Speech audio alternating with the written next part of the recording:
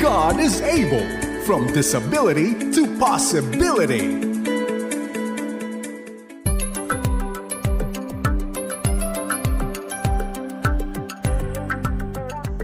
Hello po mga Kaagapay, good morning and welcome po sa programang God is Able. Tayo po ay napapakinggan sa FEBC RadyoTV at napapanood din po tayo sa Facebook Live. Actually, sa lahat po ng ating mga tagapakinig, whether via social media, sa radio, or if you're just hearing this on the radio, want to make a phone call, we love to hear your comments. We love to hear your feedback at napaka-interesting ho ng ating pag-uusapan today. So we'd love to really hear your thoughts. Po. And I pray that you'll also get the heart of our special guest this evening. Bukod po dyan, binabati din po tayo sa mga nasa YouTube channel ng 702 DZAS FEBC RadyoTV at sa lahat ng ating partner television channels at cable channels. Tayo po ay nag-encourage pa rin ng feedback via smart number natin. That's 0999-223-5675. Sa globe number natin, 0916-296-6620. At pwede pa rin po tumawag sa landline, 8654-3322, local 401. Ang God is Able ay miyembro ng kapisanan ng mga broadcaster ng Pilipinas. And sabi ko nga po, it's gonna be interesting sa atin pong pag-uusapan today because meron po tayo pong isang very special guest. It's our first time to encounter him po. Una ho natin siyang na-encounter nung ating nakaraang family camp last May. We've heard so many wonderful stories from the camp, and this is just one of them. He stepped in there on a volunteer basis as one of his many commitments as a volunteer worker, volunteer doctor, and maybe we'll get to hear more about what he does for various groups and all over the country. And we're certainly praying he goes places talaga. Please pray for this dear friend of ours, a new friend of ours, that he will travel and the Lord will provide safety, provision, and good friends along the way for him. And yun nga, he provided very important dental services. Him po and some of our volunteers, biglang naging makeshift volunteers so natin provided important dental services po for our camp participants. And I'm also curious to know what he thought of the participants na na-serve po niya sa mga dental services na yun. So without further ado, let's welcome this new friend of ours with a heart for mission work, for a heart for ministry. Let's welcome Dr. Jan Gallardo. Hello, sir. Welcome to God is Able. Thank you so much. Thank you for having me. Good morning. Good morning. And where are you at right now, Doc Jan? Is it okay to call you Doc Jan? Yeah, that's fine. Or Jan is also fine. All right. But I'm currently in Cebu, so I'm based in Cebu. So we just finished a 10-day medical mission here in Cebu. So this is my off day up until this afternoon. So it's good to know that you have an off day because our impression from you is that you are all over the country serving with different groups and really helping, blessing many people. So Dr. Jan, before we go into that, your heart for mission work, just give us a quick background of what you do and where you're presently professionally connected with. Okay, so just an overlook. So I finished dentistry in 2016 and I've been practicing since. I'm based in Canada right now, and I am pursuing medicine at abroad, or that's what I plan to do moving forward. So during my off days or my summer months, I'm here doing medical missions in the Philippines. So I'm here from May to August. The last time I was here was in 2023, because in 2024 we were in Ghana for 4 months. So you spend time in Cebu. When you're in the Philippines, you're based in Cebu, but you're generally, or at least most of the year, based in Canada. Yes. So I'm here from May to August, but the entire month of May I was in Manila or in Luzon area. So all the way from Zambales to Cavite, Rizal, we were all over the place in Luzon. So who invites you to these missions? Do you have like a base or a particular set of groups you're affiliated with where you get these mission assignments? Well, the biggest group that I'm affiliated with is, they're called HEMI. So it's under Dr. Joy Tika and all her, Pastor James, and also I'm with Pastor Alex with Revelation Church. So we're doing a lot of these missions through them. Cool. And so you're basically open to other groups, or you're committed to these groups right now? No, I have a couple groups. I have They're called Worlds Apart. They're based from North Carolina, and then most of their work are in Ormoc. So funny story, like I finished as soon as I flew in from Manila or getting back from Manila to Cebu, I flew in at 12 midnight and I was on a boat at 4 in the morning to head to Ormoc for a medical mission over there with Worlds Apart. So that's one of the groups. The other group is it was 2 weeks ago, Type of Wood. They're from Utah, right? So we did pasta cleaning, extractions, and that was through a whole week. And now there's gonna be another group. They are from Denmark. That will be next week. Wow, this is just an overflowing of opportunities for you.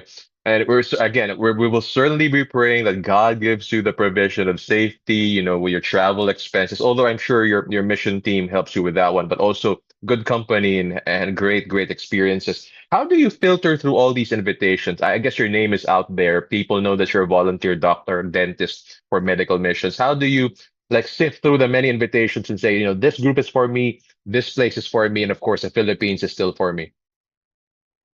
I don't pick and choose. If a community or a church or a specific area calls or asks for help, then I try to grab volunteers and sponsors to go to that area. And if nobody is able to come, then my brother and I, who's also in dentistry, we go ourselves. Hey, looking forward to serve with your brother when he's in the Philippines sometime, maybe. Who knows? Maybe next year if he feels like going here. I just like what I heard. You don't get to pick and choose. You just go. And I guess that tells our listeners here, those who are listening, those who are in the medical profession, the health professionals, even those who just wanna serve. This kind of tells you what a volunteer is. They just That's they right. just go in. They just go in. They don't get to pick and choose. They just go in and give it all out. And we really saw last family camp how Doc Jan gave his all. I mean, he extended his hours to provide a very important clinical dental services to our participants. Doc Jan, you mentioned churches. Do you typically work with a particular group of churches, or what kind of Christian churches have you encountered in the past years? Oh, all of them. Because I've been doing this since 2014. So I was still a student when I was doing medical missions. So from 2014 all the way up until now, we've been all over Philippines, from Luzon all the way to Basilan or up north. So every church, sometimes, and then our team comprises of different denominations of churches too. So there's a lot of yeah, we've done all. All the more adds to your being a volunteer. We just work with them. Those who just, I guess you're just looking for the people, the kind of people with the same heart as yours, the same burden as yours. So you said you started doing this volunteer work way back 2014. That's more than a decade ago. Something must have happened that year or before that sparked in you this kind of volunteer heart that I want to serve. I want to give my months here. I want to make those decisions, those sacrifices even to volunteer. So what sparked in you to do volunteer services for many missions? Um, I'm not sure. I think it was just the very first one that I did that, it's the feeling you get of giving back that no amount of it's hard to explain, you just have to experience it. And then, it's just I think what really got to me was when I served a family of four, and then we did treatment on the three kids and the mom, and then it really stuck out to me, and I'll never forget that the mom started crying, and then she said, "You know what? We don't have the money to really pay you, even though we know that these services are free, but just know that we will pray for you and all the things that you do." And then that's just a reminder that this is why we do these things, or this is what we do it for. You mentioned it, there's a certain feeling that you can't explain. So I won't force you to explain something that words can't capture, but maybe you could just simply describe for us. I guess, again, I'm sure there are listeners here curious, maybe young people, maybe future doctors, dentists like yourself who want to do this as well, not just on the side, but maybe as a way of life as they go down the years of service. Could you describe the feeling? I know so I guess it's going to be very hard for you, but could you describe the feeling? Because I hope that they're able to, through this broadcast, catch your heart. Um, the feeling is you feel elated and excited in a way that you're excited to go help people. It's I don't want to say it's a vacation because it's hard work sometimes, right? Sometimes you're in the middle of nowhere. You're in like yesterday, we had a medical mission in Naga, Cebu. You're under a tarp, and then it was rain and sun, and you get hit with heavy rain, you get hit with sun right after. So it's but the way that I would describe it is it's like going on vacation for me. It's like every medical mission, it's like an opportunity to help people. And just you can feel how grateful these people are. And then even though at the end of the day you're very tired, you're exhausted, and then you have another one tomorrow, but you just pray and you sleep it off, and then the next day you do it all over again and help as many people as you can. Right, I'm gonna dig deeper into your mindset because you go in again, you don't get to pick and choose where you're being sent by the Lord and by these groups. So one day you're maybe in a hotel, the next day you're in the mountaintop, the next day you're beside the sea, under the tarpaulin with the heavy rain. What do you tell yourself to prepare yourself, embrace yourself, or to expect and respond to anything and everything? What kind of mindset do you have as a volunteer? Um, you just number one, nothing will ever go as planned. So you have to, in a way, go with the flow, and then you can't. Just have to remember what you're there for. So you're there for the people. Sometimes you'll have, things won't go well with the team. Sometimes things won't go well with the transportation or accommodation, or even sometimes, you want to start early, like 7 or 8 on the dot, but hiccups and things happen that you're not able to start until 10. And then at the end of the day, you just have to work through all the little hiccups and the speed bumps, and then just don't forget what you're there for. And I remind team members that too, because sometimes they don't know what to expect, especially if it's their first few ones. We have team members that volunteer from abroad, from Canada, from the States, from Australia, from Denmark, from all these other countries, and they don't know what to expect until they're here, because we've done a lot of medical missions, and for example, in Peru, in in Ghana, in Honduras, in Dominican Republic, and Philippines is just different because it's a lot hotter over here. It's a lot hotter over here, but I guess a part of Jan really is really belongs to this country. So I guess that's why he spends so many months here. I'm gonna go to your teammates right now. You mentioned you have teammates from Canada, from the States. How do you gather them? Do you like to post a call out, or are they associated with the same groups, or you just give them a ring and then say, hey, I'm going to the Philippines or Dominican Republic, say for example, please join with me. Sometimes it's exactly like that. And then, just so a good friend of mine, Dr. Kelly Brook, he's based in Calgary, Alberta. He was here with his wife, Mariah, and then they were helping out we did a 10-day medical mission together. So, they just came off a 16-hour flight, including layover. So they were tired, but the following day I put them to work right away. And with all the other volunteers from other countries, just the power of social media, right? So sometimes I post, and sometimes you'll see that I need volunteers for these days or these months. So as soon as I post it out on my story on Instagram or on Facebook, then I'll get messages that, hey, can I volunteer? And then sometimes you get so many volunteers that you kind of have to choose, and maybe I'll put you here and then you can join the next one, and then you kind of delegate them, but then sometimes you get none. So that's why you'll just see my brother and I, or if my brothers, sometimes we get double booked. So sometimes we'll have, like, for example, this coming weekend, there's 3 medical missions in one day. So all the volunteers that I gathered, some of you are going there, I'm going here, and then my brother is going here. So sometimes my brother and I have to split up. The life of a volunteer. I'm really loving this conversation, Doc Jan, because it really flows from your heart. I mean, aside from you being so, full of heart for doing this, you seem and sound so chill about doing these things. I know it's not easy, but I guess you're in the right place with the right heart and the right mindset. Are these other volunteers expected to be self-sustaining? Do you pay for your airfare, your food and stuff, or do you have several arrangements with your different groups? Well, with the different groups, we have great sponsors from all over the world, and also, for example, so in short, usually when you get invited into medical and dental missions, usually the one inviting you will cover transportation fees, or sometimes they don't, and then you fly yourself.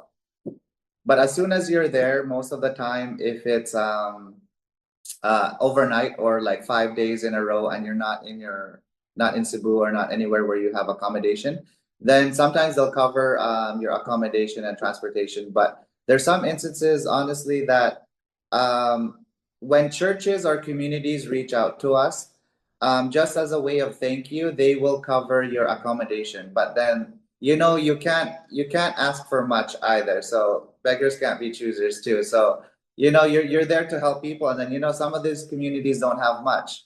So sometimes you're sleeping in the floor of a church, or like a nipa hut. So that's why you have to be prepared too. I always pack a sleeping bag most of the time, because you never know. Sometimes, and then at the end of the day, that's part of the experience too. Hey, it's all part of the adventure, right? Life's Yeah, one right. whole big adventure. Why take it differently? So even take your job as an adventure, take your mission trip as an adventure. Hey, I appreciate that. I know that some people might be inspired by what you're sharing right now. When you gather volunteers, do you have like a manual of operations? How do you orient them and put them on the same page, and especially align them with your heart and vision and mindset for ministry and mission? Yeah, that's a good question. It's just a reminder for me to finish. I'm working on a PDF, or like a manual of how to be a volunteer, what to expect, and how the flow of things go. Because you'll usually have new volunteers, but you'll usually have some that have volunteered before, so they know how things work. They know what to expect.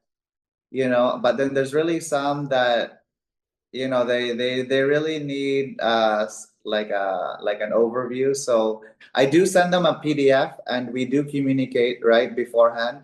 And I give them a packing list. So if they're from abroad, then I give them a packing list what to bring. And most importantly is um, like a headlight, because when you're working in remote areas, there's no clinical light like what we have in dental offices or hospitals, right? For you to work. So I give them a PDF. It's good to be prepared. You're good to be prepared for, because your mantra is expect anything and everything. Might as well take every preparation and precaution you could take. You mentioned a while back that especially when times get rough and get difficult, you pray and then you sleep things over. So are there any instances top of your head that you recall where you just simply had to pray this out and you just saw something, even you would say miraculous or out of your expectation happen as a response to that? Um, sometimes it's not really about the patients or the work, but sometimes you're battling the weather too. So sometimes there's instances where we hate seeing rain, specifically because when you see rain, it's not that we don't want to get wet, but we know that once it starts to rain and you're in a community where there are mountain provinces or people from other sides or valleys or mountain areas where they won't be able to trudge or travel down it, that so they wouldn't be able to get that service, because sometimes when you get like a lot of downpour, it gets muddy, it's hard to travel and hike. So we get sad in a way that that there's not as many patients as if it weren't raining. And then there's some instances where they can't travel at all, so we travel instead. So we put everything in a backpack, and then the team is carrying up all the equipment to those remote areas in the mountain. Hey, that's wonderful. Mga Kaagapay, for those who just are catching up with the conversation, Napakaganda ho ng puso ni Doc Jan kasi ho sa aming unang mga pag-uusap, siguro sinabi lang ho niya sa atin, ano, kung talagang volunteer ka, lingkod ka ng Panginoon, dapat maging bukas ka. Bukas ka sa kahit anong posibleng mangyari, pero ang pinakamahalagang bukas, bukas ang dapat yung puso mo. Bukas yung puso mo na maglingkod sa kahit kanino. Sabi nga ni Jan kanina, it's all about the people. And God loves people. God loves His creation. And we are simply the hands and feet of God's love. And sinabi rin po niya maging bukas yung isip natin. Ano? Minsan, may hindi mo ma-expect yung mangyayari sa mission field. Kailangan mo lang talaga manalangin, idaan sa tulog, at talaga ipagkatiwala sa Lord yung sitwasyon. Tulad nung kaka-mention lang niya, pag umuulan, tapos biglang nga araw, wala ka namang control.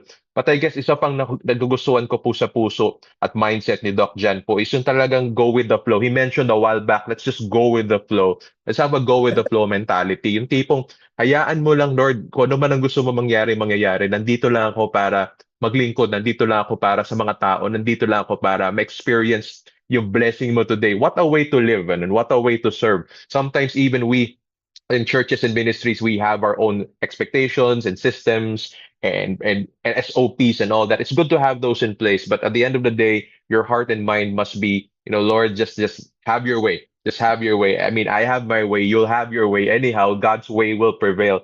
So let your way be done in this mission operation. John, let's go to your particular missions in the Philippines. You've been to several countries already. Are there anything particular you encounter about patients in the Philippines that are different or the same with the patients you encounter abroad? Are there areas or particular needs the Filipino patients have that are particular to our country and our people? Um, I think the biggest thing is just preventive measures and knowing that they need to brush more or get fillings. I'm trying my best to, not like spread awareness that not like don't get used to pulling teeth out. There's so many individuals that na magpunta sa amin na magpabunot. And then at the end of the day, masay pa to if you get a filling, right? Or magpasta. But then sometimes, they're very keen on, Doc, ipabunot ko na lang kasi, this and that. So I'm trying to spread awareness that, when we do medical and dental outreach, it's not just about bunot, right? It's about spreading awareness.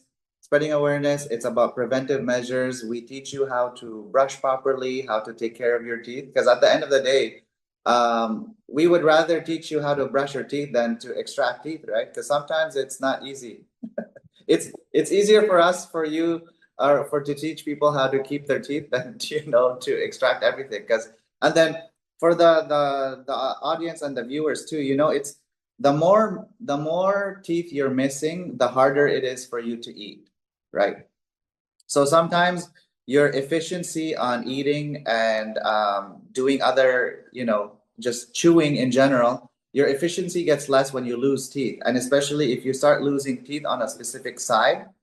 So it makes it very difficult. And then once you start to lose teeth, you also lose bone as well throughout the months and years that you have no teeth there present anymore. So there's some instances where it's even hard to make a denture for you, because I always tell patients, even the younger ones, I believe I had a 17, 18-year-old yesterday that has lots of missing teeth already and then wanted another tooth removed. And I told her, it's gonna change your face, number one, right? It's just your face is gonna look different when you have teeth missing.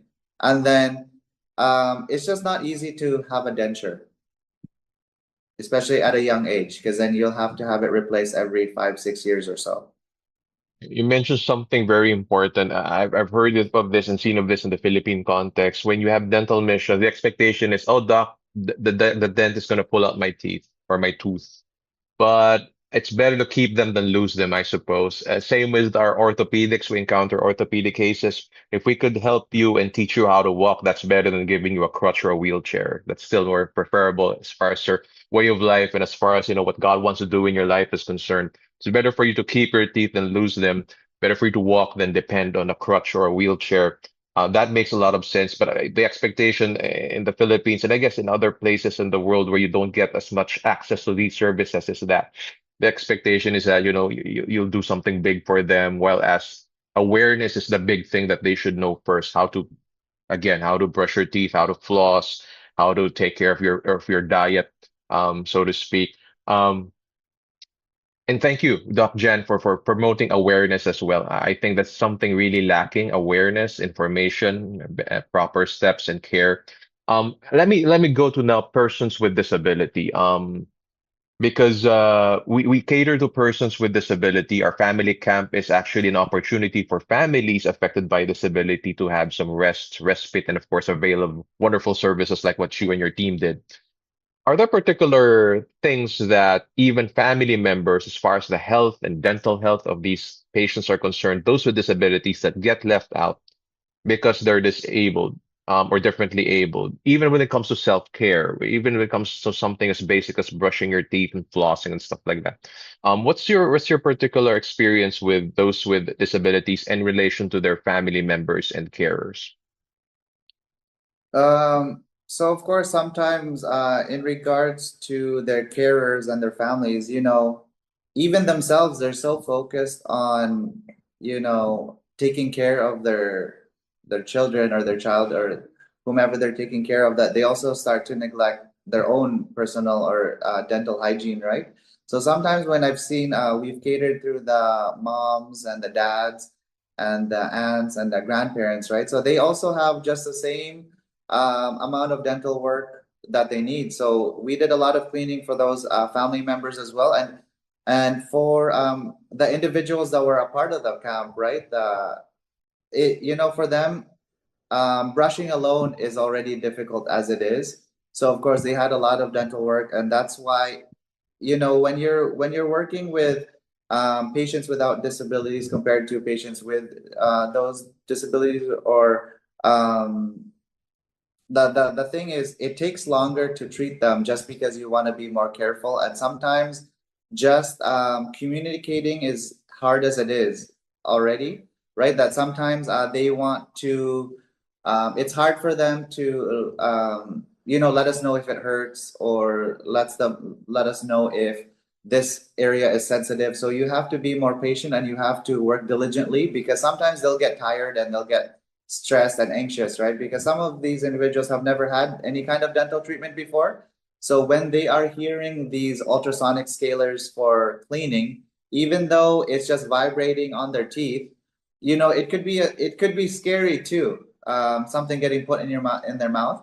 But sometimes the buildup that you have is so heavy in a way that you do need these instruments. And I did have manual instruments with me, but sometimes the thing is, it's tricky because you gotta work quick and you gotta work efficiently, but then you need the machine, and that machine makes sound, and it's sometimes scary. So you have to kind of find a balance, and that was why we worked until 10 p.m. every day, every day on that weekend. Hey, I hear you. It can be very overwhelming. So many things you have to consider, especially with special care for someone like a child affected by disability. So many things happening at the same time. Before I go back to that point, you mentioned something very important. Even the carers need to care for themselves. I mean, I'm pretty sure that how you care for your teeth and your body and everything about you in general has an impact with the person you're caring for. I mean, something as basic as brushing your teeth. I mean, taking care of your dental health, how will you be able to have the energy and the strength to care for your disabled loved one or differently abled loved one if you are having a hard time and you're in pain because of a toothache or whatnot? I'm going back to what Doc Jan was saying. It's a very unique insight, but very of I think neglected insight that taking your child affected by disability to a doctor, especially when there's a dental procedure needed, is something new to them, something so foreign to them. It's like taking your child for their first haircut. You have all these machines, you have to trust a barber, in this case, a doctor, Doc Jan. So I get it, Doc Jan. It's something very complicated and very difficult. He said you have to be very fast and efficient because everything is new. You also brought us something very important there in terms of awareness that people affected by disability, we have to also know that they have sensory concerns. They get overly stimulated by sounds, by lights, especially the sounds of machines. So So, Doc Jan, in the case of the camp, you encountered a whole batch of them, kids, even adults affected by disability and their carers. So how did you rise up to this challenge? You know, the Lord gave you this challenge, and you're this volunteer. Expect anything, be prepared for everything. How did you cope with this one? And aside from stretching up to 10 p.m. Number one, you pray, and then you pray and you hope for the best because there's some the thing is I know that there were patients and families that needed their teeth extracted too.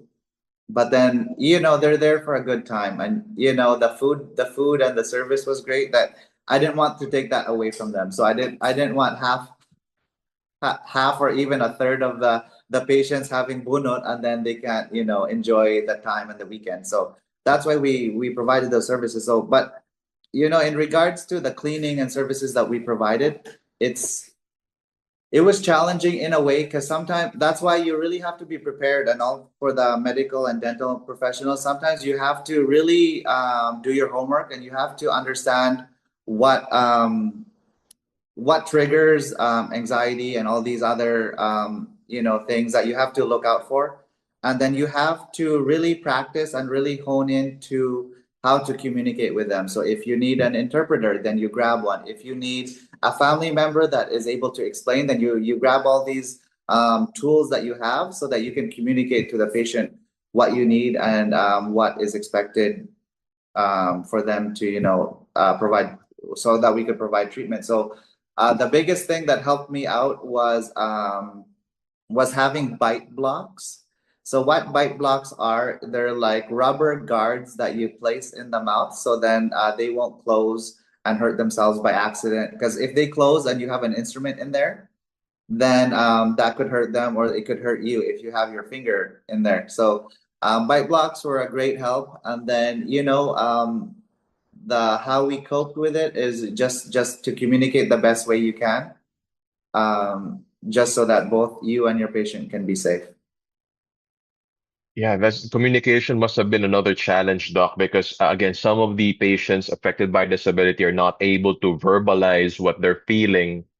And having been, put under the dentist's care myself, sometimes all you can do is utter or murmur a sound or make a sound and say you're in pain. But you can verbalize it after when you spit out the rinsing solution. You can tell your dentist, "Oh, this is where it's painful." You can interact with the dentist. But in their case, all they can do is make a sound or cry or maybe look to their mom or dad. So it's really important that we come together with the family members, especially in this area of communication. You also had some surprise and newly minted volunteers from South Africa during your stint with us. So how were they, and how did you prep that team? Because I'm not sure if all of them have the same background as you have.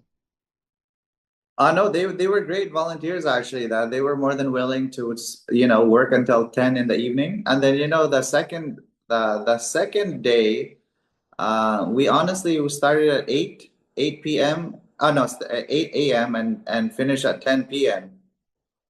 So I've only done a handful of those, and then two of the days was with God is able with you guys. But in regards to the volunteers from South Africa, I was very grateful because I can't do it alone, right? Especially Pastor Alex and Atty Abby, they were a big part of it too. That I couldn't have done it without those guys. Also with the volunteers, and it's a nice feeling when you have a group of people that will ride with you until it's done. Because there's some people that will clock out, that they get tired of. But then, it's really heartwarming and nice when they're like, we go until the last patient and nobody gets left behind kind of mentality. So I really appreciate that. Yeah, I'm thankful to God that He gave you the right people, even the right young people to surround you for that very challenging mission.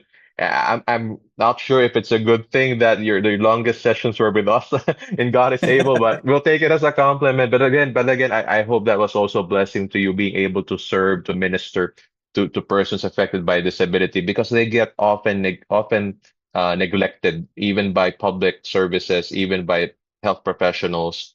We do understand health professionals have their reasons for making life decisions, for committing to this path, but we also thank God for people like you who chose or choosing this path, not just helping missions on the side or whenever you're free, but really committing this as built into your annual schedule, actually, as your way of life and just bringing back the smiles. And as you mentioned, the food there was good. As letting them enjoy at least their good food for the family camp. That's very valuable. We celebrate you for that one. And next time, we hope we could give you a more enclosed room where you could operate, not being so conscious about what's happening beyond that, because these two things were happening simultaneously. You were doing your mission work, your dental services. There were people in the on stage playing music, speaking with their microphones. So we're praying that if you come back with us next year, we'll be able to give you a better spot. We'll also be more prepared. Just let us know. I hope that you would like to come back next year.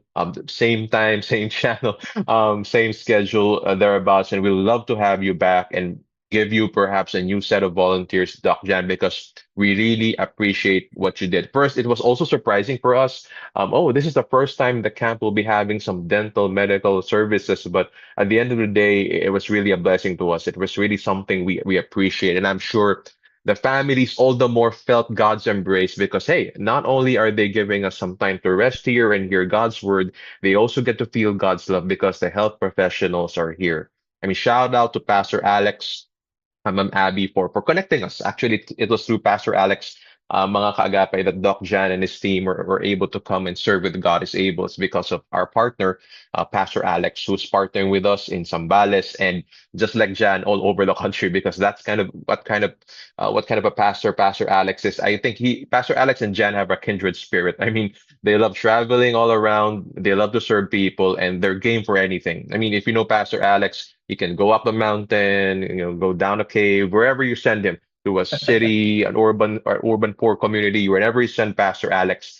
It's really a kindred spirit. It's all about the people. Doc Jan, anything in particular aside from what you mentioned that you noticed when you were serving with the God is Able camp? Anything you noticed about the whole program, the whole experience that you would like to share as well? I really, really love what you guys do. You know, you I w- you know what I expected. Pastor Alex, he kind of described it in a way, but it really blew my mind what you guys did and how the flow of it. You guys are very organized, and then it's very family oriented, and it's really honestly one of the best retreats I've ever witnessed. Even though I wasn't really part of it, but you know what, the program and what I could see through while I was working, because I was in the same room as you guys, right? While you guys were doing the program, and I think the activities that you guys had planned, the hands-on things that you guys did, it was just such a blessing to the families that I was really happy to be a part of it. And I'm happy to know that you guys do it every year. And don't worry, I'd like to be part of it every year as well.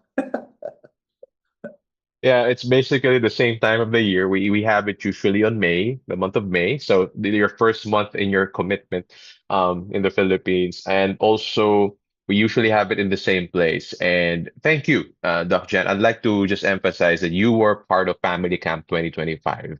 And moving forward, we'd love to have you as part of the whole Family Camp experience because you brought a new dimension. This dimension of having a dental medical outreach during the camp is something we've never, at least to my recollection, not have done before. So you brought in a new dimension. And again, this is just helping people. And I guess we have the same goal. We just want people to know and experience how much God loves them.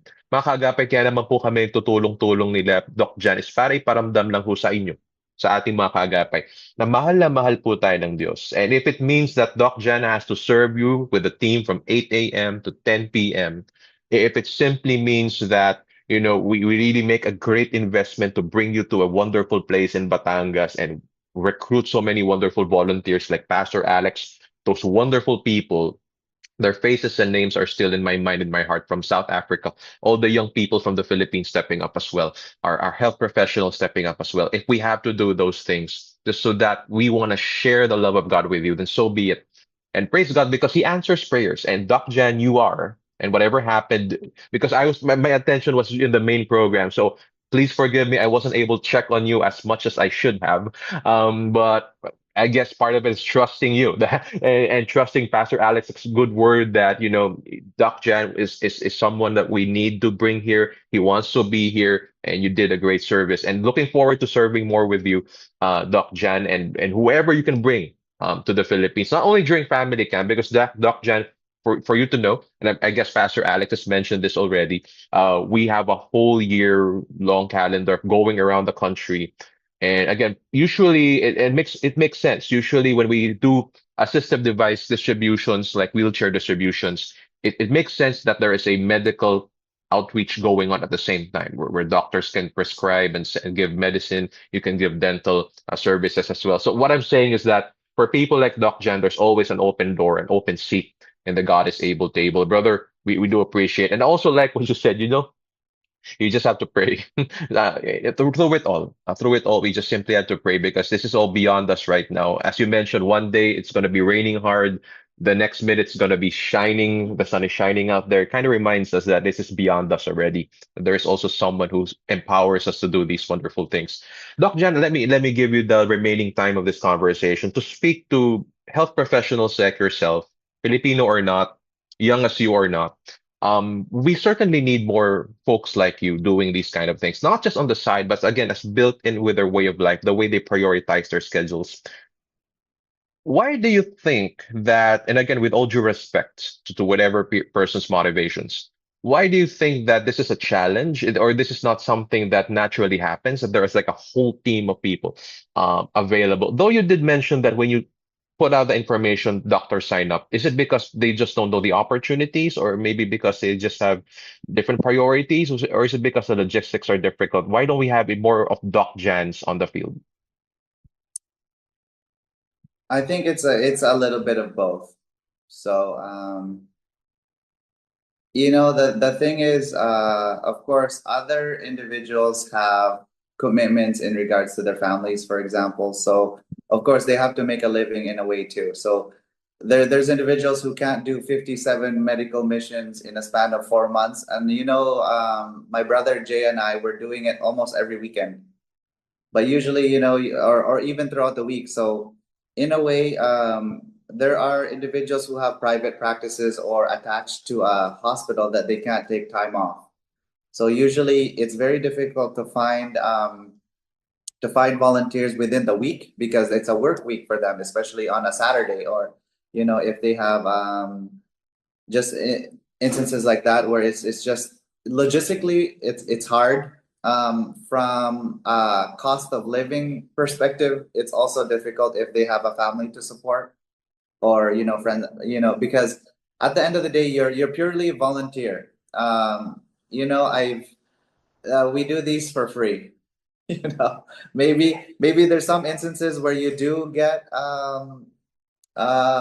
like they call it a professional fee, but honestly I just put that towards the next medical mission if we need supplies, or it goes towards transportation costs if I had to fly there or whatnot. But there's it's hard to find individuals who will volunteer because it's a big time commitment, and it's also tiring even if you just do one.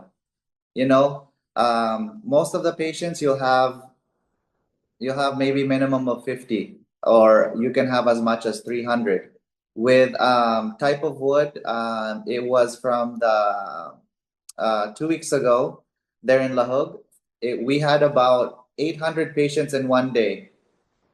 And that's a team of, let's say, there was about 40 or 50 of us, including all the volunteers who are non-medical, non-dental. But it's hard. But for the young individuals, medical, dental professionals, even there's a nursing team, opto, med techs that are also with us, or even those individuals that are still in high school. I would really get them to put yourselves into positions where you can be a leader, regardless if it's in your community, in your school, in your class, in a hospital, in a dental clinic. Put yourself in a position where you can lead individuals or be part of decision making processes, because that's how you can make a difference. If you want to make a difference, you have to put yourself into a position where you can do so, right? And then you can spread awareness, that this is the things that we need to do and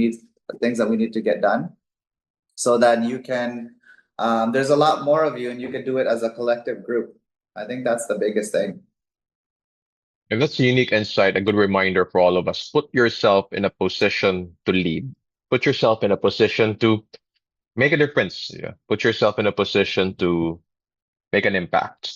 And that takes intentionality. And I guess that's one thing I'd like to emphasize from what Doc Jan has been saying. You need to be intentional because you say you have a heart for people that will require certain action. And that certain action involves a certain attitude. And that attitude is intentionality. I want to be there to make a difference. And I like what Doc Jan is saying, that there's always an opportunity for you, regardless of how big or small your community is, no matter the make or profile of your community. What's important is that you're there, because if you're not there, how can you make that difference that you want to make? So it's really about intentions, and I'm hoping and praying those listening to this become intentional, because I guess there's always an opportunity for those listening. This is a call out.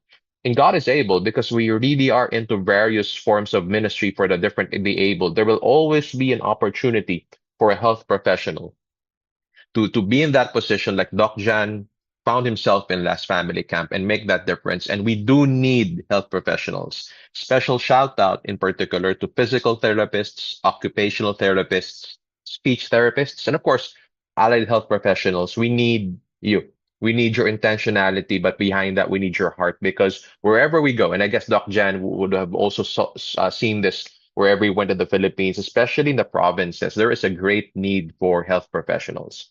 They don't have access, especially families affected by disability don't have as much access. They're very much in the disadvantage in terms of accessing public health services or even professional health services. And whenever they do, and whenever they get to the town hall, the municipal health office, or the barangay health office, usually there isn't someone on board. If there is someone on board, there is a particular schedule, and the queue can be very long. So they just might as well tell themselves, might as well just go home and just take care of my child and let things be. And we can do better. As Dr. Jeff McNair would tell us, we can do better as a people. We can do better even as a church. And so all churches listening to this, if now you're hearing Doc Jan, there are people like him that you can partner with. You can partner with. And I love his attitude. Just give us a call out. We'll be there as much as possible.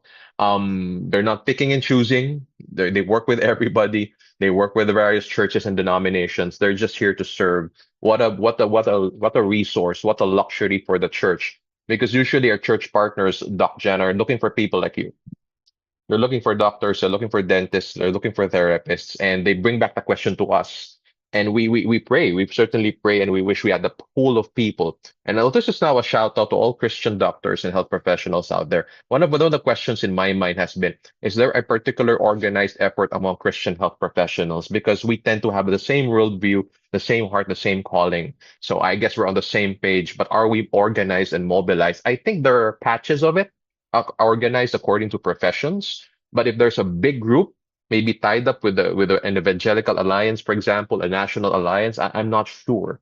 I'm sure there are networks. I'm sure there are people like you that they can tap individually through various organizations. But is there a centralized, organized mobilization of doctors? We'd like to know. We'd like to partner with such organization because we need them on the field. Doc Jan, as we wrap up, as we close, is there anything you'd like to share to young people, such as yourself? I would consider you a young person by the looks of it, to encourage them, because some of them are thinking, I have my studies before me, I have my life before me, I want to make a name for myself. And then we understand that you might want to build a family, focus on your family first. But how do you start early as a student, or early as a young person, having this particular mission heart and mission intentionality built into your career path? You mentioned putting yourself in a position of leadership. Aside from that, how can they start being involved already, young as they are? As young as they are. So if we just take a step back, honestly, when I ask for volunteers, not necessarily I'm looking for a medical, dental, allied medical sciences to volunteer. Sometimes we get non-dental, non-medical volunteers that's just willing to help. And then, sometimes we even need more of those than anything else. So regardless if you have a background in the medical or dental field, we still need all the volunteers as well. For the young generation, you just got to do one.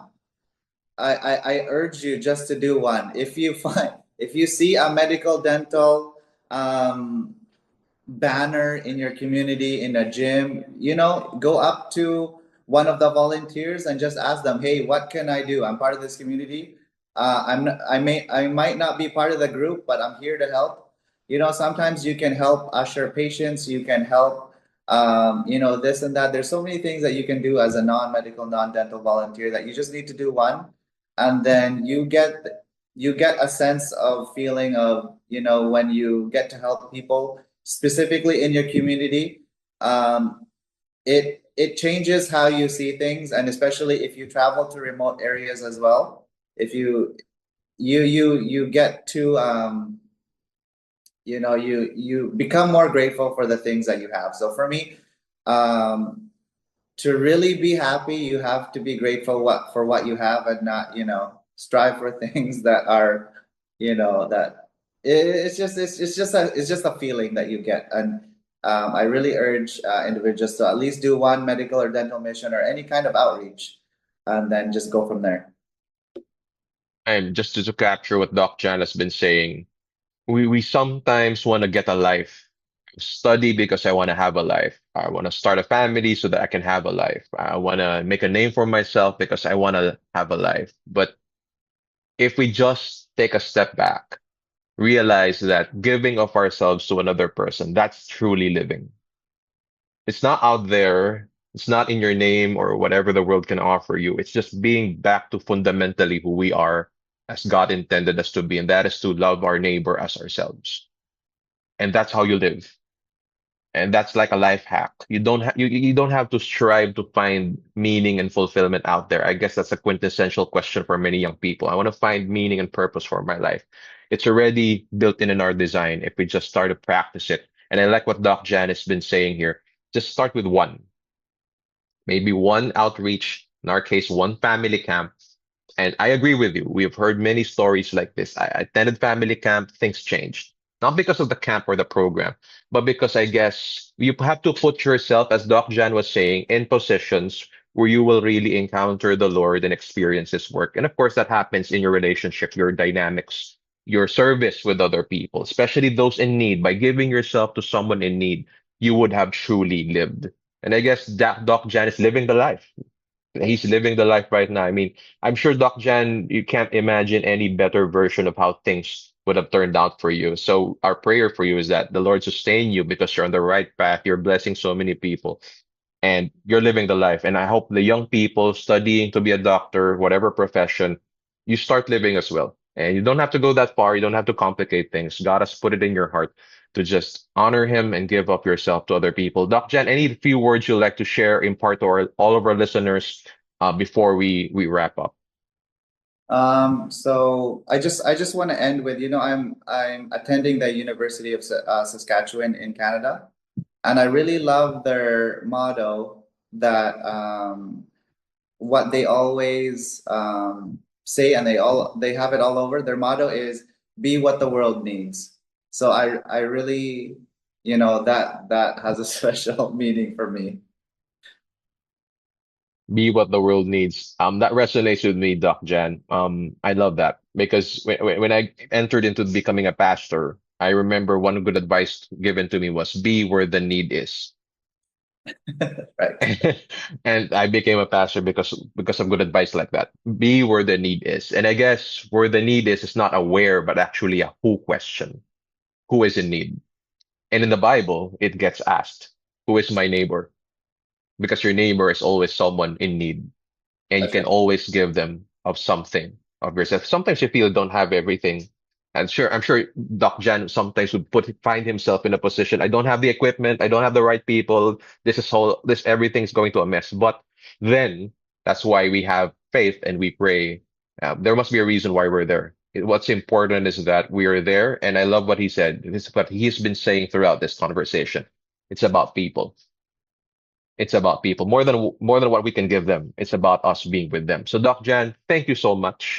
We wish we had more time. Certainly looking forward na makasama ka namin po sa mga susunod na mga family camps. I mean, just let us know when you're in town. I'm certain there's always going to be an opportunity for you because the work is indeed there. There's always a need.